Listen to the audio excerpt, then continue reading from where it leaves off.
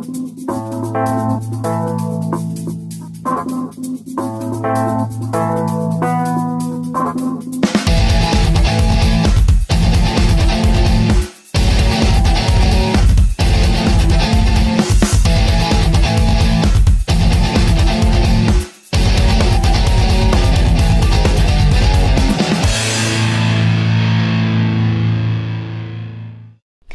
দর্শক, টাইম টেলিভিশনের নিয়মিত আয়োজন কমিউনিটি অ্যাফেয়ার্স অনুষ্ঠানে সবাইকে স্বাগত জানাচ্ছি দিমান এফআরটিতে। আপনারা জানেন প্রতি সপ্তাহে আমরা এই কমিউনিটির একজন এনলাইটেন পার্সোনালিটির সাথে আলাপ করি, যিনি আলোকিত করেছেন কমিউনিটিকে তার নির্ভেজাল সেবা দিয়ে। তেমনই একজন আজকে আছেন আমাদের স্টুডিওতে। তিনি বাংলাদেশ আমেরিকান অ্যাডভোকেসি গ্রুপ বাগের জেনারেল সেক্রেটারি, আলামিন মসজিদ এবং ইসলামিক সেন্টারের প্রেসিডেন্ট এবং বিশিষ্ট রিয়েল এস্টেট ব্যবসায়ী মোহাম্মদ জয়নাল আবেদিন। আপনাকে স্বাগত জানাচ্ছি টাইম টেলিভিশনের স্টুডিওতে। আপনাকে ধন্যবাদ জানাচ্ছি আজকের এই অনুষ্ঠানে আমাকে আমন্ত্রণ জানানোর জন্য। আপনি ভালো আছেন নিশ্চয়ই সবকিছু মিলিয়ে? তো আমরা জানি যে আপনি বাংলাদেশ আমেরিকান অ্যাডভোকেসি গ্রুপ বাগের জেনারেল সেক্রেটারি হিসেবে কাজ করছেন। এটা কতদিন ধরে? ধন্যবাদ। বাংলাদেশি আমেরিকান অ্যাডভোকেসি গ্রুপ, আমি একটু পিছন দিকে যাই যে কেন প্রতিষ্ঠিত হলো। 2010 এবং 11 সনের দিকে যখন আমাদের প্রতিষ্ঠাতা চেয়ারম্যান শাহজাহান ভাই উনি প্রথমে এই আইডিয়াটা নিয়ে আসেন যে বাংলাদেশিরা দিনের পর দিন এই যুক্তরাষ্ট্রে বিশেষ করে সংখ্যা বেড়ে চলছে, কিন্তু মূল ধারায় সঠিকভাবে কাজ করার মতো যে একটা সংগঠন দরকার, সেই সংগঠনটার প্রয়োজন উনি বোধ করেন। এবং পরবর্তীতে 2013-র দিকে আমি নিজে সংযুক্ত হই। আমি 2 বছরের 2012-র শেষের দিকে প্রথম বছর তারা যখন লবি করতে যায়, দেখলাম যে এটাই হচ্ছে আমেরিকান পলিটিক্সের সঠিক ওয়ে অফ লবি করতে যাওয়া। আচ্ছা, কারণ আপনার সমাজের, দেশের নাগরিকের অনেক চাহিদা থাকবে। সেই চাহিদাগুলোকে নিয়মতান্ত্রিকভাবে যদি পাবলিক অফিসিয়ালদের কাছে তুলে ধরা না যায়, তাহলে এই দাবিগুলো কোনোদিন আলোর মুখ দেখবে না। তো সেটার জন্য একটা মাধ্যম দরকার, সেটা হচ্ছে সংগঠন। এবং সংগঠনকে একটা গতিশীল নেতৃত্বের মাধ্যমে সেই লক্ষ্যে পৌঁছানোর জন্য কতগুলো স্ট্র্যাটেজি ঠিক করা দরকার, যে আমরা আমাদের এই কাজগুলো সমাজের জন্য, দেশের জন্য, রাষ্ট্রের জন্য, ব্যক্তি চাহিদা, নাগরিক চাহিদার জন্য আমরা কিভাবে এগিয়ে যাব, সেই লক্ষ্যটাকে সামনে রেখেই Bangladeshi American advocacy group lobby করে যাচ্ছে। তো আপনাদের প্রথম লবি হয়েছিল কোন সালে? 2011-তে। আচ্ছা, মানে সেই ভাবনা থেকেই আপনারা আপনাদের দাবি দাওয়াগুলো খুব কনস্ট্রাকটিভ ওয়েতে অফিশিয়ালসদের কাছে পৌঁছানোর প্রত্যয় থেকেই আপনাদের এই প্রতিষ্ঠানের উদ্ভব। মূলত আমাদের যে দাবি দাওয়াগুলো আছে, সেই দাবি দাওয়াগুলো আমরা সিটি হলে, সিটির যে কাউন্সিল মেম্বাররা আছেন, মেয়র অফিস আছেন, পাবলিক অ্যাডভোকেট অফিস আছে, এটা কি বলে, public advocate city controller office আছে।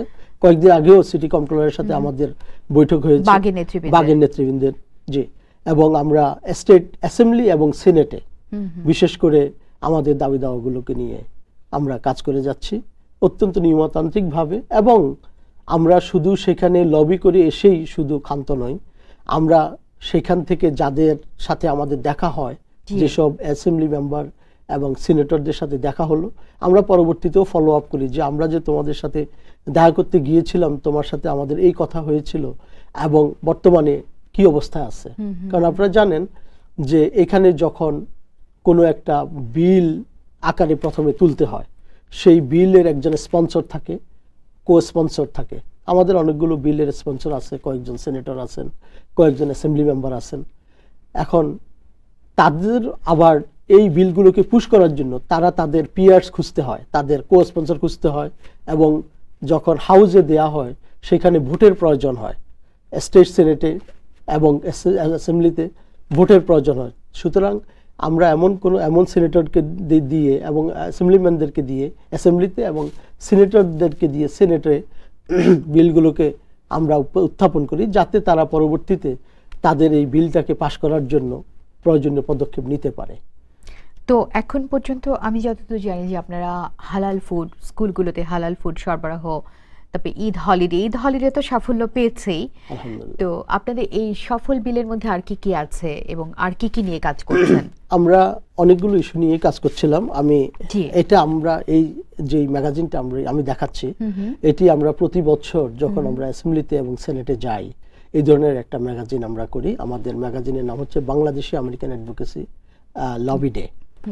তো আমরা এখানে আমাদের সম্পূর্ণ দাবি দাওয়াগুলো অত্যন্ত বিল আকারে আছে, যেখানে সেনেটে যদি হয় সেটার একটা বিল নাম্বার থাকে এস দিয়ে, আর যখন অ্যাসেম্বলিতে হয় সেখানে একটা বিল নাম্বার থাকে এ দিয়ে।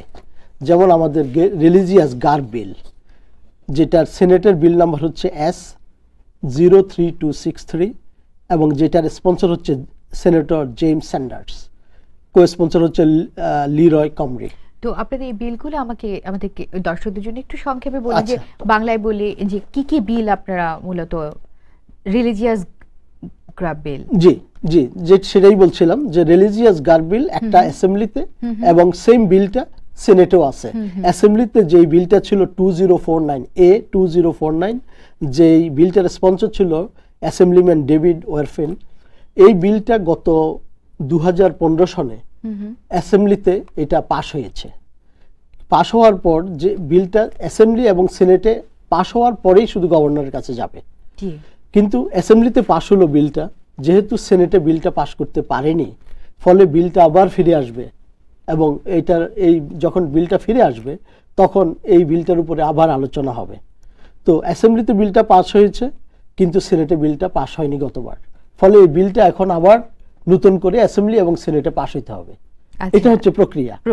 এবং প্রত্যেক বছরেই জুন মাসেই এগুলো উত্থাপন হয়। সুতরাং আমরা কাজ শুরু করে মার্চের দিক থেকে, যেমন আমরা রিলিজিয়াস গার্ব বিলের উপরে কাজ করছি, Eid holiday bill in university. আপনি একটু আগেই বলছেন যে ঈদ হলিডে, যেটা স্কুল নিউ ইয়র্ক সিটিতে শুধু ঈদ হলিডে আমরা পেয়েছি, এখন আমাদের কাজ করছি আমরা ঈদ হলিডে ইন ইউনিভার্সিটি, যাতে করে সুনি, কিউনি এবং ইউনিভার্সিটিগুলোতে আমাদের বাচ্চারা, মুসলমান বাচ্চারা ঈদ হলিডেটা উদযাপন করতে পারে। আমরা সেটার উপর কাজ করছি। সেটা সিনেটে একটা বিল আছে, অ্যাসেম্বলিতেও আছে। হালাল ফুড বিলস ইন স্কুলস, আপনারা জানেন স্কুলে হালাল ফুড সরবরাহ করার জন্য আমরা দীর্ঘদিন ধরে কাজ করে যাচ্ছি। বিভিন্ন কমিউনিটির নেতৃবৃন্দ এবং বিভিন্ন সংগঠনও অনেক আগে থেকে কাজ করে যাচ্ছে। আমরা কারো অবদানকে অস্বীকার করছি না, সবাই কাজ করে যাচ্ছে, কিন্তু নিয়মতান্ত্রিকভাবে, আমি যে কথাটি আগে বলছিলাম যে একটি কাজ করা আর নিয়মতান্ত্রিকভাবে স্ট্র্যাটেজি ঠিক করে করা, দুটার মধ্যে পার্থক্য আছে। যখন আপনি একটা স্ট্র্যাটেজি ঠিক করবেন আর নিয়মতান্ত্রিকভাবে কাজ করবেন, then you can measure yourself that আমার এই কাজের রেজাল্ট কতটুকু হলো। We are working in that direction. তো আলহামদুলিল্লাহ ঈদ হলিডে বিল, হালাল ফুডের যে আপনারা জানেন যে নিউ ইয়র্ক স্টেটে ওভার 130,000 স্টুডেন্ট আছে যারা মুসলমান, যেটা মোট জনসংখ্যার 10%-এরও বেশি। কোন কোন স্কুলে দেখা গেছে যে 25 থেকে 30% মুসলমান বাচ্চা আছে। এখন আমাদের টার্গেট হচ্ছে যে স্কুলে 10% অ্যান্ড অ্যাবাভ মুসলিম বাচ্চারা আছে, সেখানে আগে এই বিলটাকে প্রতিষ্ঠিত করা। তো সেখানে এস্টাবলিশ করতে হলে, কারণ নিউ ইয়র্ক সিটির একটা হচ্ছে যে রেজুলেশন হলো যে তারা প্রত্যেকটা বাচ্চাকে নিউট্রিশিয়াস ফুড তারা সাপ্লাই করবে, এটা তাদের বাধ্যবাধকতা। এখন হালাল ফুডটা কিভাবে আসলো? হালাল ফুডটা আসলো যেহেতু নিউট্রিশিয়াস ফুড, হালাল ফুডটাই আসলে ভালো নিউট্রিশিয়াস ফুড, নাম্বার 1। নাম্বার 2 হচ্ছে অনেক মুসলমান বাচ্চারা দেখা যায় স্কুলে যখন সকালবেলা গেল, হয়তো তার বাপ মা কাজে চলে যাচ্ছে, ঠিকমতো খাবার দিতে পারছে না সময়ের অভাবে, এবং এটা একটা ফিনান্সিয়াল বার্ডেনও বটে। ফলে স্কুলে গিয়ে দেখা গেল যে সেও অন্য বাচ্চাদের মতো 6-7 ঘন্টা ক্লাস করছে, কিন্তু সে হালাল ফুড না পাওয়ার কারণে সে কিছুই খাচ্ছে না। ফলে সেই বাচ্চাটা হাংরি থেকে যাচ্ছে, তার পড়াশোনার প্রতি অ্যাটেনশন হচ্ছে না। তাহলে নিউ ইয়র্ক সিটির যে রেজুলেশন নিউট্রিশিয়াস ফুড সাপ্লাই দিবে আর এই বাচ্চাটা বঞ্চিত হচ্ছে। সুতরাং আমরা সিটিকে বোঝানোর চেষ্টা করছি যে তাহলে তোমরা দুই দিক থেকেই উপকৃত হবে। একদিকে ভালো সিটিজেন তৈরি হবে, যে বাচ্চাটা ভালো স্টুডেন্ট হবে সে একদিন ভালো সিটিজেন হবে, সুতরাং আমরা সেই লক্ষ্যে কাজ করছি। দ্বিতীয়ত যে বাচ্চাটা সুস্বাস্থ্যের অধিকারী হবে, এবং 3 নম্বর হচ্ছে এই বাচ্চাটা লংলি ফিল করলো না, অন্য বাচ্চারা যখন খাচ্ছে তখন সেই বাচ্চাটাও খেতে পারে, ডিটাচমেন্টে ভুগলো না, অর্থাৎ উইন ইন উইন সিচুয়েশন। আমাদের আমি প্রসঙ্গক্রমে বলতে চাই, গভর্নর কুমো এবার 2016 সনে আমরা যখন লবিতে যাই মার্চ মাসে, গভর্নর কুমোর প্রতিনিধি দল আমাদেরকে তার অফিসে আমন্ত্রণ জানালেন। সেখানে ওনার পক্ষ থেকে 5 জন প্রতিনিধি ছিলেন, আমরা বাগের পক্ষ থেকে আমাদের বোর্ড মেম্বাররা ছিলাম, এবং আমরা অত্যন্ত স্পষ্ট ভাষায় ওনাদেরকে বোঝানোর চেষ্টা করেছি যে নিউট্রিশিয়াস ফুড যদি তোমরা বলতে চাও তাহলে হালাল ফুডটাই নিউট্রিশিয়াস। এবং যে কথাগুলো আগে বললাম যে একটা বাচ্চা যাতে হাংরি না থাকে, যেটা তোমাদের কমিটমেন্ট, সেটা আদায় হচ্ছে অ্যাট দ্য এন্ড, যেটা হচ্ছে একটা সুস্থ মানুষ, সুস্থ মন, সুস্থ দেহ। একজন মানুষ সুস্থ থাকলে তাদের যে মেডিকেল কস্ট আসলে আপসাইড হয়তো দেখা যাবে যে বেশি যাচ্ছে এখন, কিন্তু একটা নিউট্রিশিয়াস ফুড যদি কেউ খায় আর সে যদি সুস্থ থাকে, এট দ্য এন্ড কিন্তু রাষ্ট্র কিভাবে বেনিফিট হচ্ছে, তারা নিউট্রিশিয়াস ফুড খাওয়ার কারণে সুস্থ থাকলো, আর তাদের ডাক্তারের চিন্তা করতে হচ্ছে না, ওষুধের চিন্তা করতে হচ্ছে না, যেটা গভর্নমেন্টকে পার্টিসিপেট করতে হয়। ফলে উইন উইন সিচুয়েশন। এবং অত্যন্ত মনোযোগ সহকারে তারা আমাদের বক্তব্য শুনেছে, এবং এই ব্যাপারে আমরা ফলো আপ করছি, আমাদের সাথে এখনো কন্টাক্ট আছে ইনশাআল্লাহ ভবিষ্যতে। আর আপনারা তো প্রতি বছর মার্চে একবার লবি ডে পালন করেন, আমি নিজেও আপনাদের সেই 2 বার গিয়েছিলাম, খুব চমৎকার আয়োজন আপনাদের। তো এটা ঠিক স্পেসিফিক মার্চ মাসেই কেন করেন? আচ্ছা, আমরা মার্চ মাসে করার অর্থ হলো এই জন্য যে যেহেতু সেশনটা জুনে বসে, আচ্ছা, আমরা যদি মার্চে করি তাহলে আমাদের এই বিলগুলো যেমন মার্চ, জুন, মার্চ, এপ্রিল, মে যে সময়টা পাচ্ছে, এই সময়ের মধ্যে আমাদের, কারণ বিলটা শুধু করলে তো হবে না, আমরা যখন একটা দাবি দাওয়া নিয়ে যাব সেইটাকে একটা ফর্মাল ওয়েতে হাউজে তুলতে হবে। এই যে তোলার জন্য যে সময়টা, যদি আমরা যেমন প্রথম বছর আমার মনে হয় মেতে হয়েছিল, তো আমরা শিখলাম যে না, মেতে হলে সময়টা খুব কম থাকে, সুতরাং আমরা মার্চে শুরু করি এই জন্য যে যাতে যথেষ্ট সময় পাওয়া যায় এবং বিলগুলোতে কি আসছে আমাদেরকে তারা আগে জানায়, তারপরে আমরা আমাদের লেজিসলেটরদের সাথে যোগাযোগ করি যে এই আসা দরকার, এটা না আসা দরকার, যাতে যথেষ্ট সময় পাওয়া যায় এবং এটার জন্য পর্যাপ্ত পরিমাণে হোমওয়ার্ক করার সময় থাকে, সুযোগটা থাকে। আচ্ছা, আমরা আলোচনায় ফিরে আসছি একটা ছোট্ট বিরতি নিয়ে। প্রিয় দর্শক, আলোচনায় ফিরে আসছি ছোট্ট একটা বিরতির পরে, আমাদের সঙ্গেই থাকুন।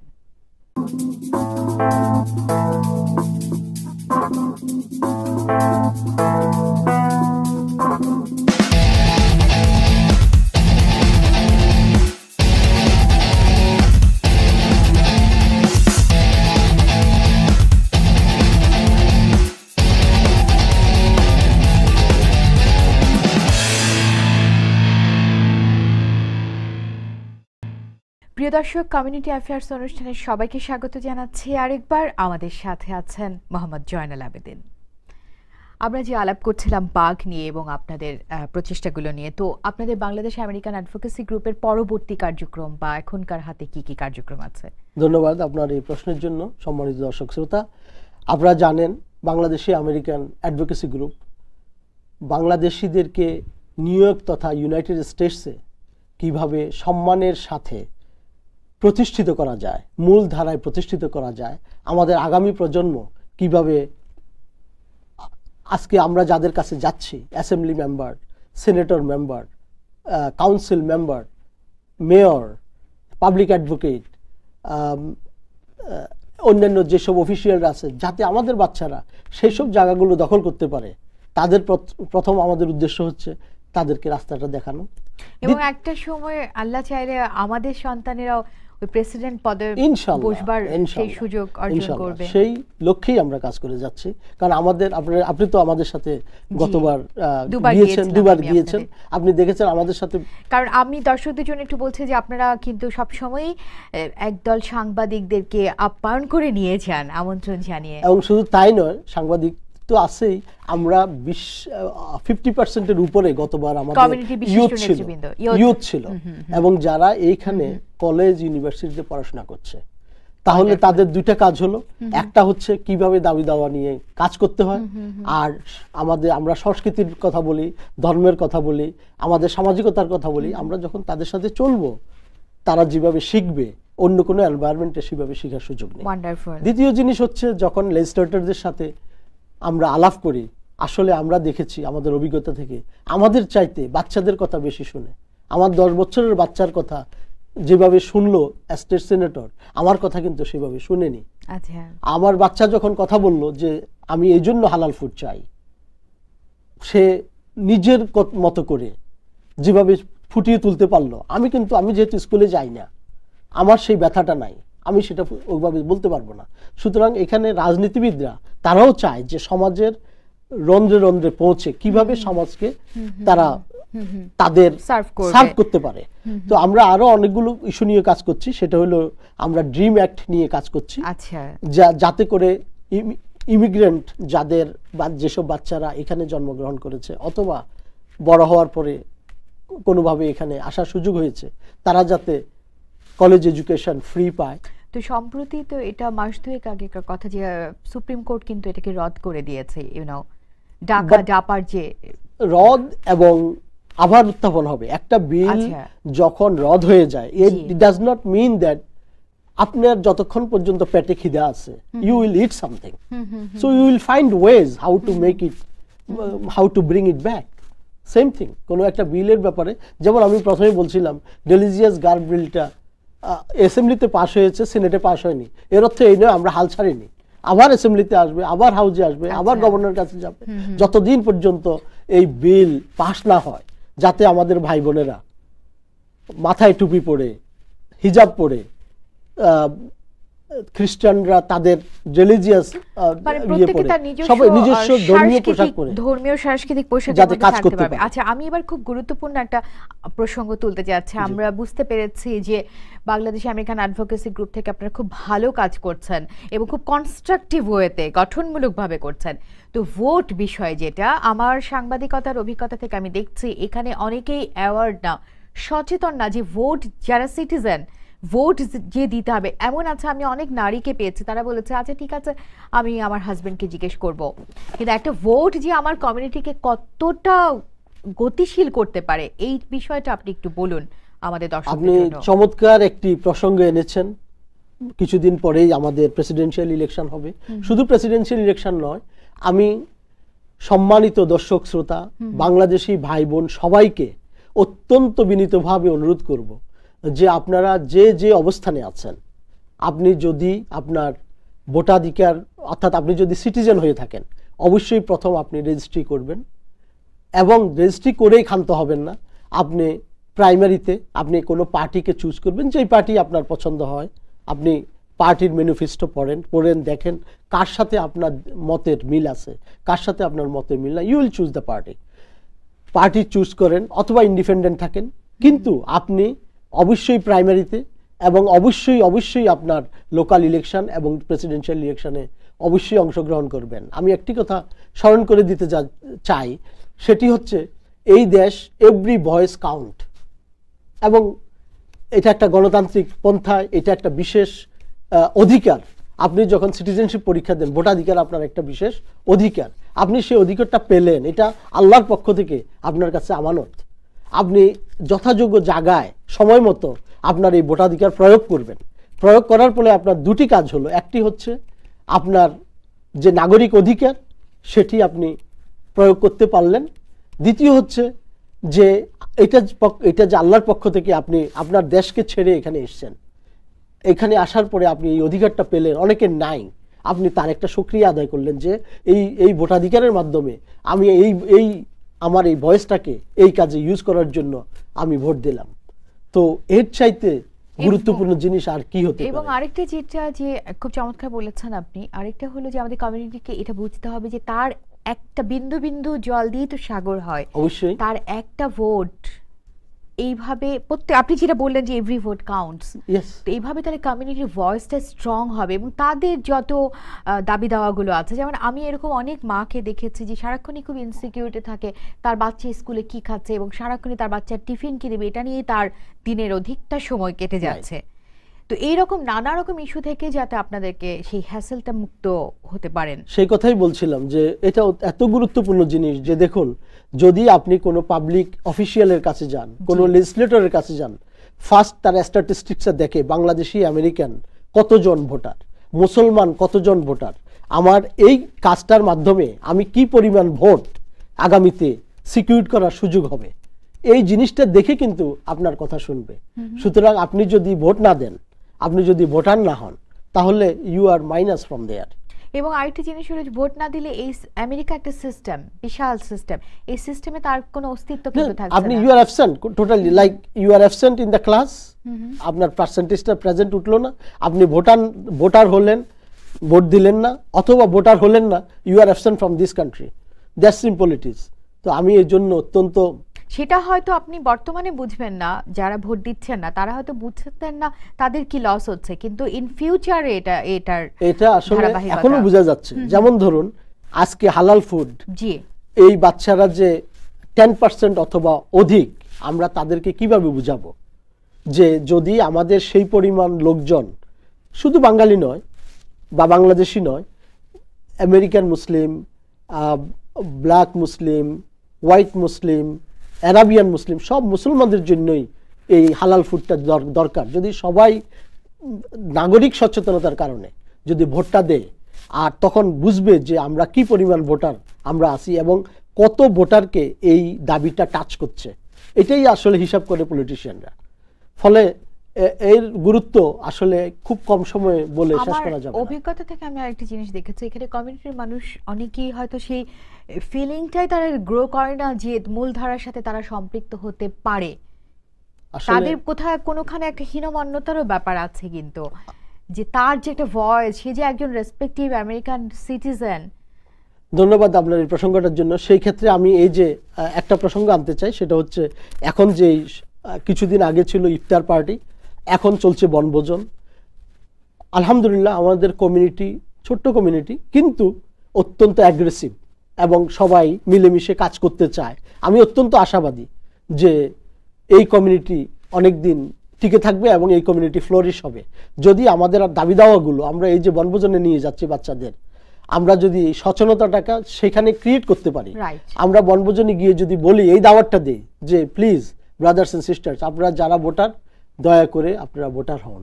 এই কথাটা বলতে আমাদের কোনো ক্ষতির কিছু নেই, কিন্তু এই সচেতনতা আমাদেরকে কিন্তু নিয়ে যাবে। আমরা যদি মসজিদে খুতবার সময় বলে দেই যে এখানে ভোট দেওয়া কি প্রয়োজন, আমাদের ইমাম সাহেবরা যদি এই দায়িত্বটা পালন করেন, তাহলে আমাদের আগামী দিনে আমাদেরকে এই অবস্থায় পড়তে হবে না।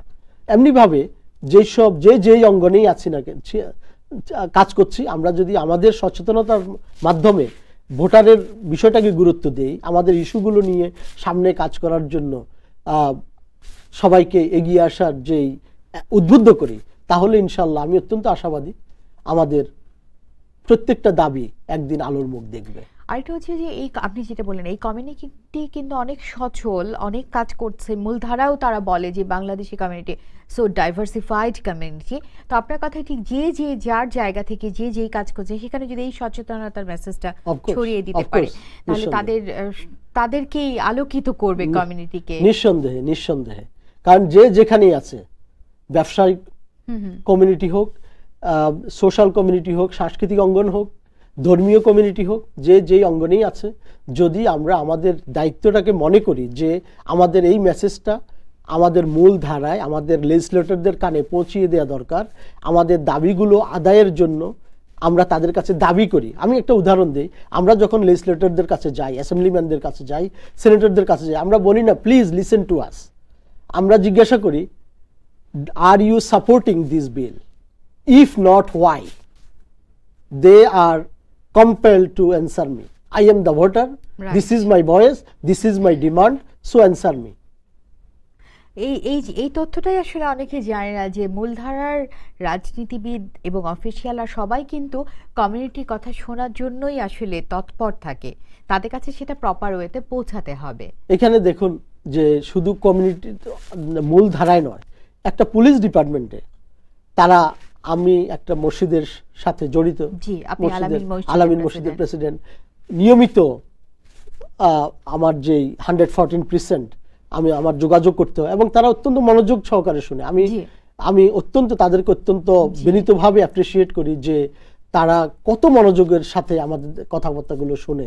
এবং যখনই কোনো কনসার্ন হয়, আমি দেখেছি এইবার 2016 সনের আমাদের যে রমজানটা চলে গেল, 30 দিনের মধ্যে কমপক্ষে 16 দিন একজন পুলিশ অফিসার নামাজের পরে আফটার 12 o'clock মিডনাইট আমার সাথে দেখা হয়েছে। তো যেহেতু আমি তাদেরকে যোগাযোগ করেছি, তারা আমার ডিমান্ড মানে আমার দাবিটার কথা বুঝতে পারছে, সুতরাং তারা অপেক্ষা করছে যে তোমার কোনো কনসার্ন আছে কিনা। এখন আমার দাবির জন্য বাচ্চা যদি না কাঁদে, মা তো খাবার দেবে না। এখন আমার যেহেতু আমি যখন এখানে আছি, আমাকে আমার দাবিটা নিয়ে এগিয়ে যেতে হবে, তারপরেই লেজিসলেটরটা আমার সেটা সাফল্যের মুখ দেখবে। আপনাকে অসংখ্য ধন্যবাদ আমাদের অনুষ্ঠানে আসবার জন্য, খুব চমৎকার কথা আপনি বলেছেন। ধন্যবাদ টাইম টিভির দর্শক শ্রোতা এবং সকল স্টাফদেরকে আমাকে এই অনুষ্ঠানে আমন্ত্রণ জানানোর জন্য। অসংখ্য ধন্যবাদ। প্রিয় দর্শক, আমার ভোট আমি দেব, যাকে খুশি তাকে দেব, কিন্তু আমি ভোট দেব। আজকে আমরা মোহাম্মদ জয়নাল আবেদিনের সাথে কথা বলে এটাই জানলাম, প্রত্যেকটা ভোট কাউন্ট হয়। তাই আপনারা সবাই সচেতন হন, যারা সিটিজেন তাদের অধিকার দাবি দাওয়াগুলো নিশ্চিত করবার জন্য ভোট রেজিস্ট্রেশন করুন এবং ভোট দিন। এটাই আপনাদের জন্য আমাদের প্রত্যাশা থাকবে। মূলধারায় আপনারা আপনাদের অধিকার এবং অস্তিত্বকে জোরালো করবেন। সবাই ভালো থাকুন।